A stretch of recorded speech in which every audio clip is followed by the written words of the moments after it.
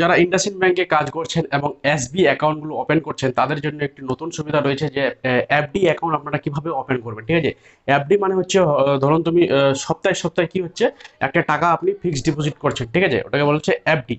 মানে আপনার অ্যাকাউন্ট থেকে সপ্তাহে হয়তো 400 টাকা কাটবে, 500 টাকা কাটবে, মানে যত টাকা আপনি ওখানে দিবেন সেই অত টাকা হিসাবে কাটবে। আপনি 500 টাকাও দিতে পারেন, 1000 টাকাও দিতে পারেন, 2000 টাকাও দিতে পারেন। এবং এটার ইন্টারেস্ট রেট কত পার্সেন্ট রয়েছে সেটাও আপনাদের বলবো, আর কিভাবে এই অ্যাকাউন্টটা ওপেন করতে হয় সেটাও আপনাদের বলবো। তার আগে বলে দিই যে আপনাদের এই জিনিসটা করার জন্য যে সবার প্রথম আপনাদের আরডি সিএসপি যাদের রয়েছে তাদেরই কিন্তু এটা হবে।